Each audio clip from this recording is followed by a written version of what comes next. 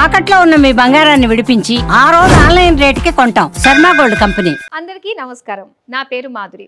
ఈరోజు మనతో పాటు ఉన్నారు ప్రముఖ జ్యోతిష్య వాస్తు పండితులు బ్రహ్మశ్రీ డాక్టర్ నాయకంటి మల్లికార్జున శర్మ గురువు గారు మనతో పాటు ఉన్నారు. నమస్కారం గురువు గారు. నమస్కారం అమ్మా.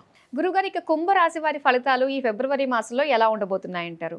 కుంభరాశి వాళ్ళకి గ్రహ సంచార వీక్షణం ఏ విధంగా ఉందో ఒకసారి ముందుగా తెలుసుకుందాము. కుంభరాశి వాళ్ళకి వచ్చేటప్పటికల్లా మనకి గ్రహస్థితులు ఏ విధంగా ఉన్నాయో తెలుసుకుందాం. వృషభంలో గురువు, మిథున కర్కాటక రాశుల్లో కుజుడు, కన్యలో కేతు, రవి బుధులు మకర కుంభరాశిలో సంచారం చేయటం, శని కుంభరాశిలోను, మీనంలో రాహు శుక్రుడు యొక్క సంచారం అనేది జరుగుతుంది. ఈ సంచారంలో ముఖ్యంగా మనకి ఏ విధంగా జరగబోతుందో తెలుసుకుందాం. కుంభరాశి వాళ్ళకు వచ్చేటప్పటికల్లా ద్వితీయ స్థానంలో శుక్రుడు యొక్క సంచారం. ద్వితీయ స్థానంలో శుక్రుడు యొక్క సంచారం వల్ల వివాహ ప్రయత్నాలు సఫలీకృతం కావటం, సహజంగా ద్వితీయంలో శుక్రగ్రహం వల్ల మంచి ఫలితాలు జరిగే అవకాశాలు ఎక్కువ ఉంటాయి. అంటే వివాహం కాని స్త్రీ పురుషులందరికీ కూడా వివాహాలు జరిగే అవకాశాలు ఉండటం ఒకటి. అలానే శుక్రుడు సుఖానికి, భోగానికి, సౌఖ్యానికి కారణభూతుడు శుక్రుడు. ఈ శుక్రుడు వల్ల మంచి సుఫలితాలు జరిగే అవకాశాలు ఎక్కువ ఉంటాయి. అంటే ఏదైతే మనం గ్రహం అనేది ఉంటుందో ఆ గ్రహం అనేది గోచారీత్యా నిజంగా బాగుంటుందా లేదా తెలుసుకోవాలి. ఇవన్నీ కూడా గోచారీత్యా ఫలితాలని చెప్పబడుతుంది. అంటే గోచారీత్యా ఫలితాలు చెప్పబోయే ముందు మనకి శుక్రగ్రహం అనేది ద్వితీయ స్థానంలో ఉండటం వల్ల మంచి ఫలితాలు జరుగుతుంది. ఇక్కడ శుక్రగ్రహం వల్ల ఎలాంటి ఫలితాలు జరుగుతాయంటే ధనపరంగా ఇబ్బందులు లేకుండా ఉంటుంది. ఆర్థిక పరంగా స్తబ్దతగా ఉన్నా కూడా ఆర్థిక పరంగా ఎక్కువగా మనకు ఆదాయం రాకపోయినా కుంభరాశి వాళ్ళకి ఉన్నత స్థానంలో ఉన్నతంగా బతకడానికి అవసరమైన ఆదాయం అయితే వస్తూ ఉంటుంది. ఇక్కడ అంటే వివాహ ప్రయత్నాలు సఫలీకృతమవుతాయి. సుఖాన్ని, భోగాన్ని, సౌఖ్యాన్ని, ఆనందంగా ఉండే అవకాశం ఉంటుంది. ఒకవైపు శుక్రుడు బాగున్నాడు వీళ్ళకి, కానీ గురువు వచ్చేటప్పటికల్లా కొంత అనుకూలంగా లేడని చెప్పుకోవచ్చు. అంటే చతుర్థ స్థానంలో గురువు యొక్క సంచారం వల్ల కొంత డబ్బులు అనేవి కొంత ఖర్చు అయ్యే అవకాశాలు ఎక్కువ ఉంటాయి. ఆర్థిక పరంగా డబ్బులు ఖర్చు కావటమే కాదు, ఆర్థిక పరంగా కొంత పొదుపు పాటించాలి. దేనికి ఖర్చు పెట్టాలో దానికి ఖర్చు పెట్టే మనం ముందుకు వెళ్ళాలి. అలా వెళితేనే మనకు అనుకూలంగా ఉండే అవకాశం ఒకటి ఉంటుంది. అయితే హాస్పిటలైజేషన్ కొంత ఖర్చు అయ్యే అవకాశాలు ఎక్కువగా ఉంటాయి. ఎందుకంటే ఈ రాశి వాళ్ళకి అక్కడ జన్మంలో శని యొక్క సంచారం, జన్మంలో రవి బుధుల యొక్క సంచారం వల్ల కూడా హాస్పిటలైజేషన్కి ఆరోగ్యపరంగా కొద్దిగా జాగ్రత్తగా ఉండటం మంచిది. అలానే ఇక్కడ వీళ్ళకి ఏదైతే కుంభరాశి వాళ్ళకి జన్మంలో రవి ఉన్నాడు, జన్మంలో శని ఉండటం వల్ల ఉద్యోగ ప్రయత్నాలు కానీ, తోటి కొలీగ్స్ తోటి కానీ కొద్దిగా మెళకువలు పాటించి మనం వాళ్ళతోటి ఎలా ప్రవర్తించాలి అనే విషయాల్లో కొంత శ్రద్ధ పెట్టి ముందుకు వెళ్ళాలి. అంటే ఎవరో మనకి అంటూ ఉంటుంటారు ఏదో ఒకటి, అంటూ ఉండగా వాళ్ళ మీద కోపంగా, ఆవేశపరంగా ఉండకుండా ఉండటం మంచిది. ఆరోగ్యాన్ని కూడా కొంత దృష్టిలో పెట్టుకోవటం ఒకటి. బీపీ, షుగరు, దీర్ఘకాలిక వ్యాధులు ఎవరైతే ఉంటాయో వాళ్ళందరూ కూడా కొద్దిగా కేర్గా ఉండటం మంచిది. అలా నూతన వ్యాపారాలు మటుకు ఎట్టి పరిస్థితుల్లో కూడా ప్రయత్నం చేయకూడదు.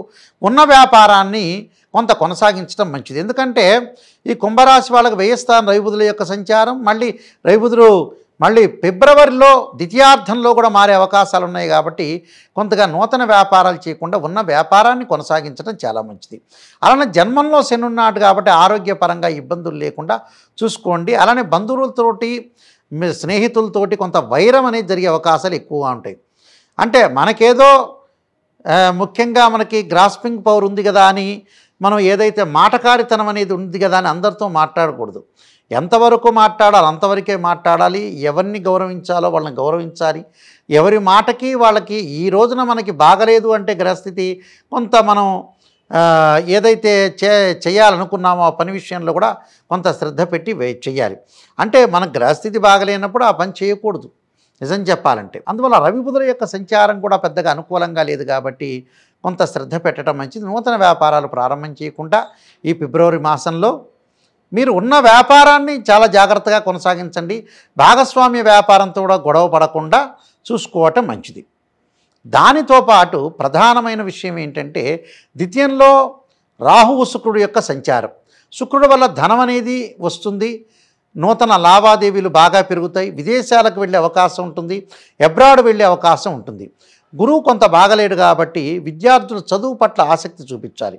మనం చదువు పట్ల ఆసక్తి అనేది చూపించడం చాలా మంచిది. ఎందుకంటే వేరే వ్యాపకాల మీదకి వెళ్లకుండా చదువు పట్ల శ్రద్ధ చూపించి ముందుకెళ్తే మనకు మంచి జరిగే అవకాశాలు ఖచ్చితంగా ఉంటాయి. ఇలాంటి విషయాల్లో మీరు శ్రద్ధ పెట్టాలి. అలానే ఈ రాశి వాళ్ళు పంచమ షష్టమాల్లో కుజుడు యొక్క సంచారం. ఫిబ్రవరి ప్రథమార్థంలో కొంత కోర్టు సమస్యలు, భూ లావాదేవీల విషయంలో గొడవలు రాకుండా చూసుకోవాలి. భూ లావాదేవీల విషయంలో కూడా మనం గొడవ రాకుండా చూసుకోవటం చాలా మంచిది. లేదా గొడవ అయ్యే సందర్భం అనేది మనకు మంచిది కాదు.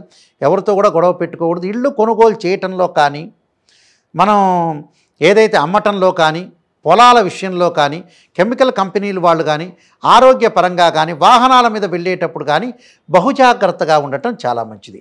అలానే ద్వితీయార్థంలో కుజుడు మంచివాడు. ద్వితీయార్థంలో మీరు లావాదేవీలు చేసుకోండి, భూములు కొనుక్కోండి, ఇళ్ళు కొనుక్కోండి, కెమికల్ కంపెనీస్ కానీ, అలానే ఆరోగ్యపరంగా అనుకూలంగా ఉంటుంది. వాహనాలు కొనుగోలు చేయటం కూడా ఫిబ్రవరి ప్రథమార్థంలో కొనొద్దండి, ద్వితీయార్థంలో వాహనాలు కొనండి. అది సెకండ్ హ్యాండ్ అయినా ఫస్ట్ హ్యాండ్ అయినా కూడా మీరు ద్వితీయార్థంలో అంటే ఫిబ్రవరి 15 తర్వాత మీరు కొనుగోలు చేయండి. కొనుగోలు చేస్తే మీకు మంచి జరిగే అవకాశం ఒకటి ఉంటుంది. అలా కుజుడి యొక్క ప్రభావం అనేది ఫిబ్రవరి 15 తర్వాతనే బాగుంటుంది. అదొక విషయాన్ని గుర్తుపెట్టుకోండి. అలానే కేతు యొక్క బలం వల్ల ఆర్థిక పరంగా కొంత పుంజుకోవటమే కాకుండా జ్ఞానశక్తి బాగా పెరగడం, తీర్థయాత్రలు, పుణ్యక్షేత్రాలు, కొన్ని లావాదేవీలు, మధ్యవర్తిత్వం అభించే అవకాశం ఎక్కువ ఉంటుంది. అలానే ప్రముఖ వ్యక్తుల యొక్క కలయిక కూడా జరుగుతుంటుంది. కానీ ద్వితీయంలో రాహు వల్ల కూడా వాళ్ళకేం జరుగుతుంది అని అంటే భార్యాభర్తల మధ్యలో సఖ్యత లేకపోవటం ఒకటి, మ్యూచువల్ అండర్స్టాండింగ్ లేకపోవటం ఒకటి, ఏదో ఒక భార్య ఒక మాట అనగానే భర్త ఒక మాటని స్పందించటం, ఆ స్పందించడం వల్ల ఇద్దరూ బయట విషయాలన్నీ కూడా తీసుకొచ్చి గొడవ పడటం అనేది మనకు గోచరిస్తుంది. ఏదైతే గొడవ పడటం కాకుండా ఇద్దరి మధ్యలో లావాదేవీల విషయంలో కూడా, సఖ్యత విషయంలో కూడా కొంత జాగ్రత్తగా ఉండటం మంచిది. అంటే ప్రధానంలో కూడా కొంత ఆవేశపూరితమైన నిర్ణయాలు తీసుకోకుండా, ఆవేశం లేకుండా కొంత జాగ్రత్త వహించి ముందుకెళ్ళటం అనేది చాలా ఇంపార్టెంట్. ఇలాంటి విషయాల్లో కొంత శ్రద్ధ పెట్టి ముందుకు వెళ్ళాలి. అంటే మనకి ఏదైతే నెగిటివ్ ఉందో ఆ నెగిటివ్ని మనం పాజిటివ్గా మార్చుకోవటం కూడా చాలా ఇంపార్టెంట్ అండి. ఎందుకంటే కొన్ని గ్రహస్థితి అనేవి అనుకూలంగా లేవు. ఈ నెలలో ఖచ్చితంగా మిశ్రమైన ఫలితాలు జరిగే అవకాశాలు ఎక్కువ ఉన్నాయి. కాబట్టి కొద్దిగా ఆర్థిక పరంగా డబ్బు విషయంలో కొంత పొదుపు పాటించండి.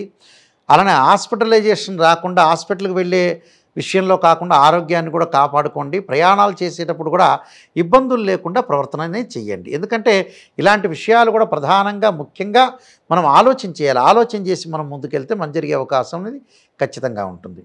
అలాగే గురువుగారు, వీళ్ళు ఎలాంటి పరిహారాలు చేసుకుంటే మంచిదంటారు? రెమెడీస్ అనేవి ఖచ్చితంగా చేయాలి. రెమెడీస్ అనేవి ఎలాంటి పరిహారం చేయాలి అని అంటే, వాళ్ళు తప్పకుండా శరీరే జర్జరీభూతే వ్యాధిగ్రస్తే కలేబ్రే ఔషధం జాహ్నవీతోయం వైద్యో నారాయణ అనే మంత్రాన్ని సోమవారం రోజున ముఖ్యంగా ప్రాతకాలంలో కానీ, ప్రదోషకాల సమయంలో కానీ ఈ మంత్రం అనేది చదవాలి. ఆరోగ్యపరంగా అనుకూలంగా ఉంటుంది. అలానే వీళ్ళు చేయాల్సిన విషయం ఏంటంటే, ముఖ్యంగా ఓం నమః శివాయ పంచాక్షరితో పాటు విద్యార్థులు దక్షిణామూర్తి స్తోత్రాన్ని పారాయణం చేయటం ఒకటి, దేవానాంచ ఋషీనాంచ గురుకాంచన సన్నిభం బుద్ధిమతం త్రిలోకేశం తం నమామి బృహస్పతి అనే మంత్రాన్ని కూడా చక్కగా చదువుకోవటం వల్ల వీళ్ళకి మంచి జరిగే అవకాశం ఖచ్చితంగా ఉంటుంది. గురుగారు, కుంభరాశి వారి ఫలితాలు తెలియజేసినందుకు ధన్యవాదాలు. నమస్కారం.